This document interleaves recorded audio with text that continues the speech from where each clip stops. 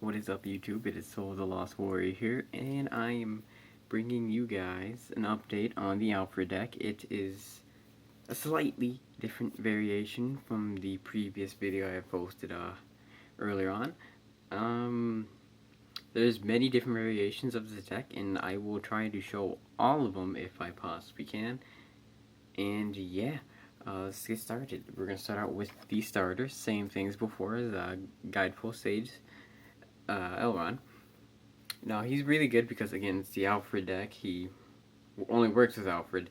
And you can counterblast too. If you have a Vanguard with Alfred in his name, you can put him into the Soul and Superior Call any grade 2 or less that's not named Guidepost Sage Elrond.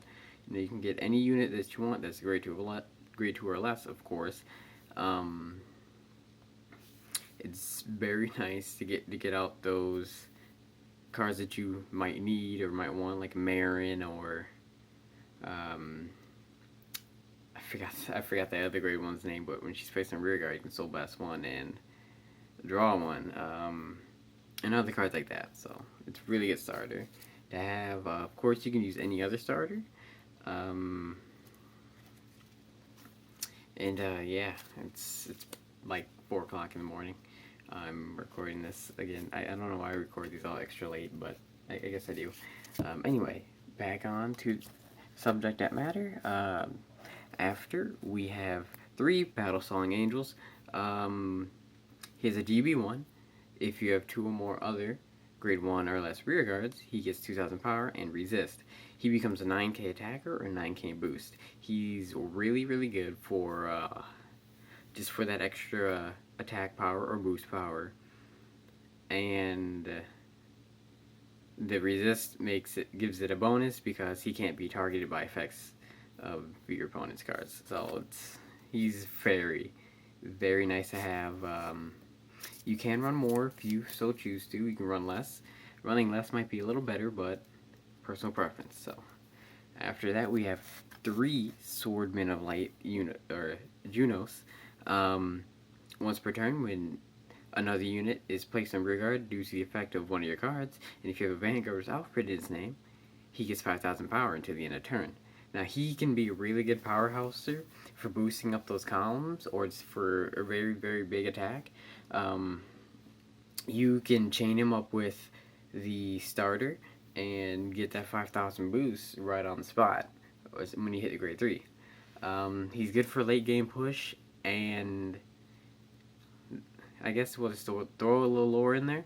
He's supposed to be Blaster Dark before Blaster Dark became Blaster Dark, which is really, really odd. The lore is very, very just like everywhere right now. But I think it's pretty cool, and yeah, he's very nice for a heavy attacker and heavy booster. So, and then after we have 2 Swordsmen of Light, Blaster, Rapier, Laura.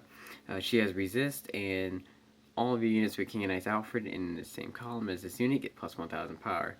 Now, if you couldn't tell from this card, the deck is King and Knights Alfred base. She makes Alfred a 11k base, makes him a 21k attacker, and she has resist, so they can't get rid of it. And she's constantly making Alfred an 11k. Good for defense, and yeah, I think that's about it. She just sits there throughout the whole entire game. You have her out for as bad as that might seem. After that, we have 3 Knight of Gale plus. With his ability, you can choose a card from your hand, discard it, and if your Vanguard with Alfred and his card name is being attacked, you can move him to guard circle from rear guard, and he gets 10,000 power. Or 10,000 shield, I mean. Makes him a 15k shield. It's good for the defense in this deck. You can run more or less of him. Same with Laura, I forgot to mention, you can run more or less. 3 at max for Laura is my recommended, and 3 at this guy is my recommendation, but of course you can always go more, or you don't have to run him at all. You can also replace him with Marin if you so choose to. He makes the deck have a little bit of defense within its slight offense. This is more of a sustain pressure versus, oh, every other turn I'm going to hit hard, you know. So after that we have the 4 perfect guards, and oops, my bad. And yeah, 4 perfect guards. It's pretty self-explanatory. Quintets won't run as well in this deck, but you can give them a try. The recommended perfect cards would be the damage inflictor ones, if you so choose to, but of course, personal preference on what you want for a perfect guard. And yeah, after that we go on to the grade 2s. We run 3 Sage of Salvation Benin. When he's placed on rear guard, you can counterblast 1, search deck for up to 1 card with 6k power and call it in the same column. Now, you can search for a perfect guard, of course, or you can search for plus. Those are the only 2 units that you can call with this one, or 2 types of units, I mean. But again, you can run him down to 2 or 1. 3, I use 3 because I like to get that column, and I like to get out plus for the defensive power as early and as soon as possible. He makes for a 14k column, gives you that unit, and you can combo him pretty well with Junos to get that extra power boost. Also, you could use the starter skill to superior call him if you have 2 counterblast, of course, and then you superior call him, and then use his skill to get another unit. So you basically just got a free unit for the cost of, or 2 free units for the cost of 2. So 2 for 2. So it's very, very helpful and very, very nice to fill up those columns. It'd be nice if it was 6,000 or less, but I think he'd be a little broke if he was. After that, we have 2 Knight of Truth Gordon. This deck is more defensive style and stuff like that. Gordon special intercept. He becomes a real big target when he's on the field too, because your opponent's like, oh well, I don't want them to have that extra 5k shield, that 10k intercept. So let me target that. So and if you're playing against somebody that attacks all Vanguard, well there you go. You got a free 10k shield on for an intercept. And plus Gordon is a classic, and he's really, really cool.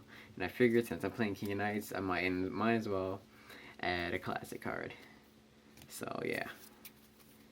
After that, we have 3 Swordsmen of Light, Blaster, Axe, Grawl.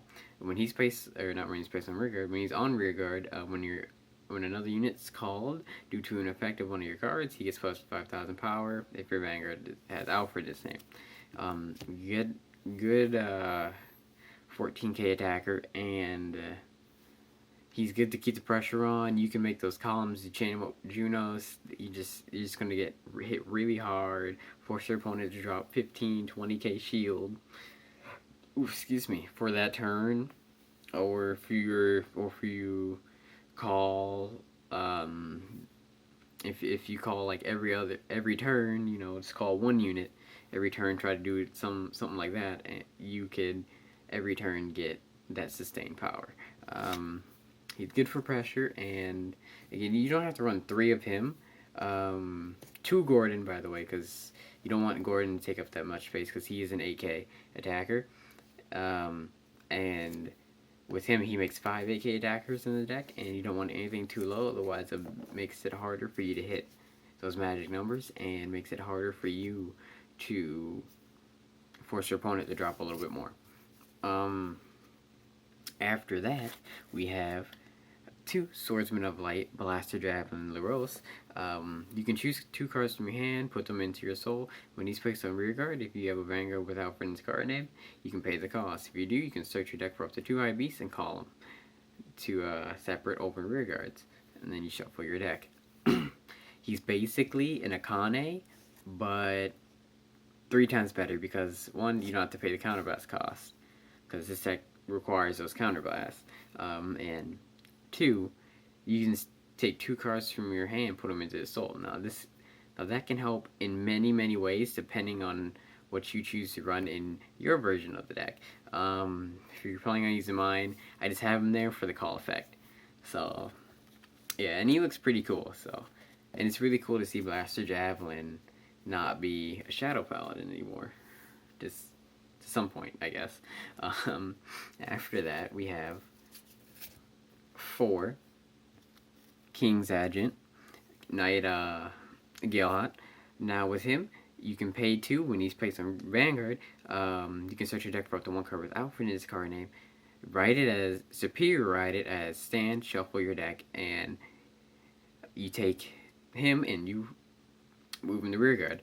And then when you attack as a Vanguard, if you have a Vanguard with Alfred in his card name, he's a damage flipper.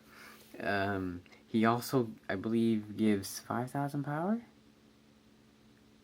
No, he doesn't. Okay, because when he gave 5,000 power. I must be thinking of a different one. Anyway, he's good, so if you just have him in hand and you really need to ride Alfred, you just save up a couple damage, you ride him, and then you can superior ride Alfred while getting a free unit, so you +1 from it.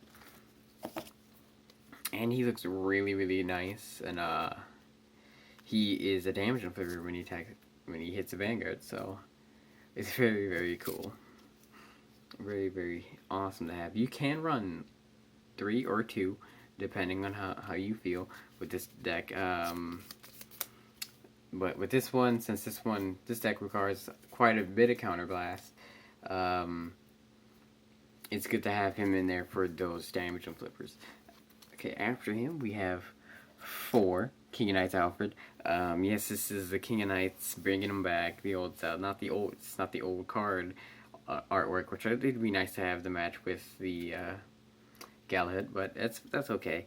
With the King of Knights Alfred, he cannot be boosted, but he gets 2,000 power for each Royal Paladin rear guard, and you can pay 3, search your deck up for up to 1 grade 2 or less rear guard, and call it to rear guard. Now that's a hefty cost. You won't be using it much in this type of deck unless you really unless you really need to and you have the counterblast for it. He's really good. He's the core of your deck. He's basically your Vanguard, and with the Laura, he can hit for 21 and he becomes 11k, so he's not bad. He's, instead of forcing your opponent to drop 10s just for 1 trigger, you force your opponent to drop 15s every turn, with this, assuming that you have the all 5 rear guards. But with this deck, since it does quite a bit of calling, that's not really too bad or too big of an issue. So yeah, also, if you really so choose to, you can swap out him for the Azel, for the Legion. I have played both, and I was playtesting with both. I prefer King of Knights over Azel in terms of like getting Alfred out, because I always found that fucking when I played Azel, I could never draw Alfred, but that's probably just my luck. But yeah, you can just do what you want. Azel, he hits harder though, because again he hits for 31, and if you have blower behind, he'll hit for, I don't know, it's not gonna affect him, I don't think. So yeah, he hit for 31, and he has that superior call power or ability. So he's very nice to have. It's interchangeable between the two, whichever you prefer, your preference. I think I might turn this one into a more classic style, and with a lot of the older cards, but keep up some of the newer ones. So yeah, but please don't hate me on my opinion. That's all I ask. Okay, after that we have 4 critical triggers. We have 4 Margles, which you can use Blaster Javelin to superior call him. Also, if you plan on using the Legion, the Blaster Javelin, he is one of the main units to fill up your soul when you really need to, because you can superior call Margle, put that into the soul, give more power to another rear guard. It helps so much with call power in this deck, and you can do a lot. And the draw triggers, of course, to give you extra cards in hand. 5k drops, so that we don't have to drop to 10ks when you really need a 5k, because, come on, let's face it, we've all been in that situation where we had to drop a 10k because we didn't have a grade 1 or 2 to drop, in its place. So yeah. And then of course 4 heal triggers, and lastly we have, whoops, I dropped one. We have 4 stand triggers. Use this stand trigger for, again, the superior call power, and it's a little pressure to the opponent, because sometimes the opponent doesn't want you to +1 from it, because if the attack hits a Vanguard that he boosts, that this stand trigger boosted, you can retire him and superior call a grade 1 or less. Now your opponent's not really going to want you to +1 from it, so they usually tend to guard it. And usually it doesn't require much to guard, but that's still forcing your opponent to drop. So yeah, he's pretty nice. I swear he's like a staple in like almost any Royal Paladin deck, if you so choose to have a stand trigger, that is. So yeah. As for strides, there are only 3, but you can run more. You can run any stride you want, but you have 1 Great Sage of Contradiction, Jiren. This deck is not stride heavy, so that's the thing.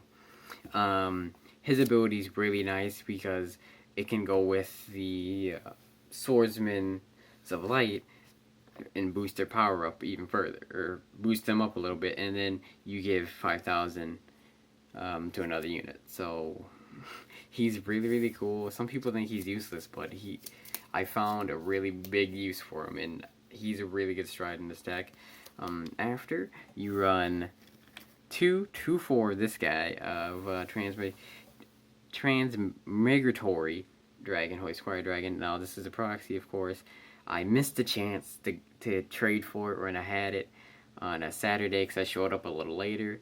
I will be getting another one sometime soon, but yeah, 2 of this guy because he unlocks all lock cards, and he gives 2,000 power to every rearguard, and then his GB3 gives him 3,000 power for each Royal Paladin rearguard that you have. So he's very nice. You could also run, you could also run Soul Saver, Religious Soul Saver, because there are some blaster cards that run in this deck, so it makes it really nice. That is the updated Alfred deck. I will be doing another one in just a second after I close this one off, and I will see you then.